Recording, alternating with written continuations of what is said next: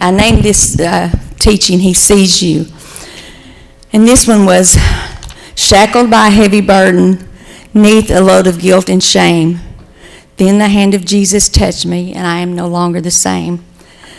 And the first part of this was me. I will change your name. You shall no longer be called wounded, outcast, lonely, or afraid. So I'm going to tell some about my life, but then I wanted to turn around to you.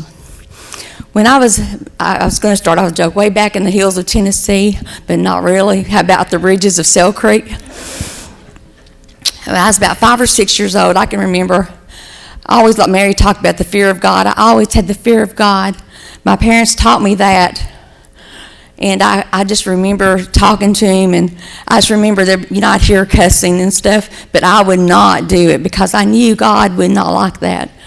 And so you teach your children when they're young. Jesus said, train up a child in the way he should go, and when he's old, he'll not depart from it. Teach them at home. When you teach them at church, teach them wherever you go.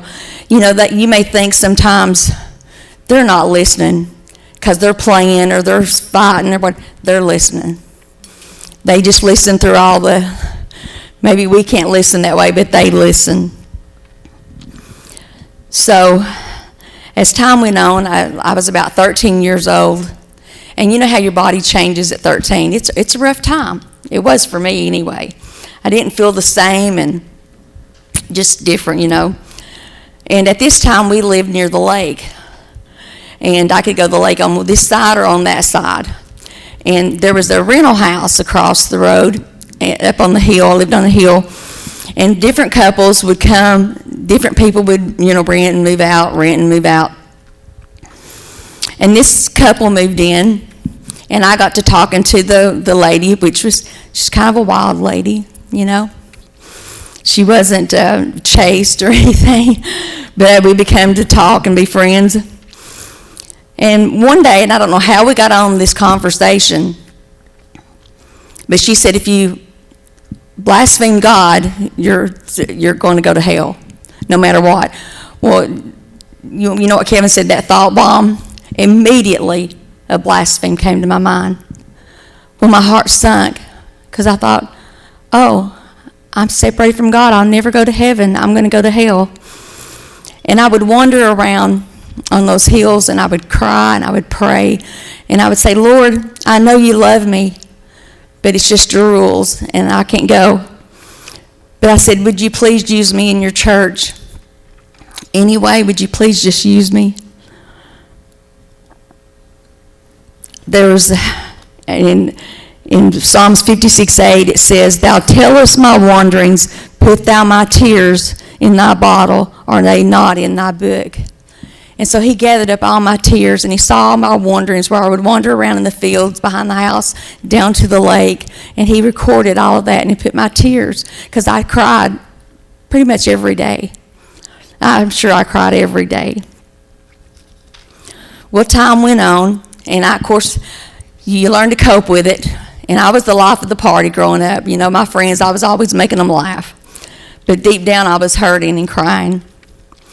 Well, when I was 28 years old, me and Toby, we were been married for a while, and we had our 4 children. And around this time, this Reverend Donald Ray Arnold, was a man, wonderful man of God. He led many to the Lord. He would come and minister to us and talk to us about being saved. And he would come and go, and we would not be saved. Well, there came a time in my life that the Lord began to draw me. He said, I have loved you with an everlasting love, therefore with loving kindness I have drawn thee. And he began to show me, you can be saved. This is a lie, that you can be saved. And he began to just draw me and draw me. And one day I was at work. I worked at the basket factory, and Donald Ray Arnold was the machinist there. And I just knew that day, this is the day I'm going to be saved. And I was like, how can I get back there? I thought I had to have an excuse to get back there. And so lunchtime came, and that was when I was going to go, and I thought, what am I going to do? I don't know how to get back there. So I sat down with my mother-in-law and my father-in-law, and I opened my Coke up, and it broke. I go, yes. So I went back there, and just as soon as he saw me, he goes, you're ready, aren't you? I go, yeah. Yes. So he flattened out some basket boxes on the floor, the boxes we shipped the baskets in. He laid them out on the floor, and we kneeled down there, and he led me to the Lord. And immediately in my mind, I had a vision, and God took me back to the place where I would cry and pray out, call out to him, and he was just so tall, and he was letting me know I was there all the time. He sees you, no matter what has when it happened when you were young, older. He sees you, and he cares about every little thing in your life, day out, day in, minute after minute. I want to go to Genesis 16 and read about someone who had trouble. We don't talk about her a whole lot, but it was Hagar. And you know the story, Sarah was supposed to have the promised child. Well, she got tired of waiting. And so she gave Abraham Hagar to go in to bring forth the child that was not supposed to come that way. And Sarah said unto Abram, my wrong be upon thee. I have given my maid into thy bosom. And when she saw that she had conceived, I was despised in her eyes. Lord, judge between me and thee. But Abram said unto Sarai, behold, thy maid is in thy hand. Do to her as it pleaseth thee. And when Sarai dealt hardly with her, she fled her face. She was being mistreated, Hagar was. And the angel of the Lord found her by a fountain of water in the wilderness, by the fountain in the way to Shur. He said, Hagar, Sarai's maid, whence camest thou, and whither wilt thou go? And she said, I flee from the face of my mistress Sarai. And the angel of the Lord said unto her, return to thy mistress, and submit thyself unto her hands. And the angel of the Lord said unto her, I will multiply thy seed exceedingly, that it shall not be numbered for multitude. And the angel of the Lord said unto her, behold, thou art with child, and shalt bear a son, and shall call his name Ishmael, because the Lord has heard thy affliction. And he will be a wild man. His hand will be against his every man. I'm going to skip on down. And she called the name of that place that God spake unto her, thou God seest me. For she said, I have also here looked after him that seeth me. He cared about Hagar. He sees her in her trouble just like he sees you in your trouble. You know, many of us have things happen to us when we're little. Things happen in our life. God's didn't go to notice, and he stored your tears in his bottle.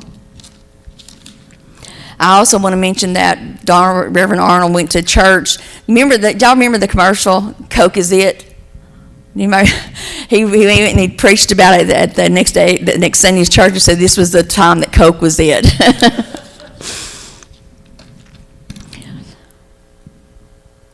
God says in Hebrews 13:15, I will never leave you nor forsake you. He said, I am with you always, even unto the end. He says to Abraham, I am your shield and thy exceeding great reward. I go, God, you're my reward? Can you imagine? He gives himself to us. He is our shield and our exceeding great reward. I'm going to read from Psalms 139. You can just listen if you want to, because I'm going to read out the Amplified Bible. To me, this scripture explains our lives and what we mean to God. O Lord, you have searched me thoroughly and have known me. You know my downsitting and my uprising. You understand my thought afar off. You sift and search out my path and my lying down, and you are acquainted with all my ways. For there is not a word in my tongue still unuttered, but behold, O Lord, you know it altogether. You have beset me and shut me in, behind and before, and you have laid your hand upon me. Your infinite knowledge is too wonderful for me. It is high above me. I cannot reach it. You know, it's hard to comprehend God's love. It's so high and wide and long. It's just hard for us to, but tell yourself every day, he loves me. Where could I go from your spirit? Or where could I flee from your presence? If I ascend up into heaven, you are there. If I make my bed in Sheol, the place of the dead, behold, you are there. If I take the wings of the morning, or dwell in the uttermost parts of the sea, even there your hand shall lead me, and your right hand shall hold me. If I say, surely the darkness shall cover the night, and the night shall be the only light about me. Even the darkness hides nothing from you, but the night shines as the day. The darkness and the light are both alike to you. For you did form my inward parts. You did knit me together in my mother's womb. I will confess and praise you, for you are fearful and wonderful, and for the awful wonder of my birth. Wonderful are your works, and that my inner self knows right well. My frame was not hidden from you when I was being formed in secret, and intricately and curiously wrought, as if embroidered by various colors in the depths of the earth, in the region of darkness and mystery. Your eyes saw my unformed substance, and in your book all the days of my life were written. All the days of your life are written in his book. Before ever there even one of them took shape, when as yet there was none of them. How precious and weighty also are your thoughts to me, O God. How vast is the sum of them. If I could count them, they'd be more to number than the sand. When I awoke, could I count to the end? You would still be with me. You know, God answers prayers too. You know, I said, Lord, if I can't go to heaven, just use me. And he's answered my prayer. He's used me beyond what my mind could imagine. I remember one time when Pastor asked me to do the overhead, and I go, what? She goes, you said you'd do anything. You know how she was. I go, oh, okay. And then one day she came to me. I was in our Dear Miss Ozell, was starting to need some help. And lo and behold, I had seen myself up here leading praise and worship, and I go, no. And then Pastor calls me and says, I need you to do praise and worship. I go, oh gosh, and now I can't say no because I saw it. I go, okay. So the Lord has used me. He's used me to teach for the children. And he's used me in this church, and I love you all so much. You're my family. God cares about your every thought, your every hurt. He set you here to learn of him, to grow you, and whatever. And keep your children in church, because, see, I was too ashamed. When that thought came, I thought it was me, but it was the enemy. And I was too ashamed. I was lonely. I was afraid. I thought I was too ashamed to tell anybody. But let your children tell you. You can teach them the truth when you're in a place that teaches the truth. Well, I know this is not long, but you know I'm not much for being long. But I thank you all for listening, and I hope it blesses you, and I hope you remember that God saw you when you were being born. He saw you as you were growing up and walking around. He saw you through your teenage years. He sees you now, and he will always see you even unto the end.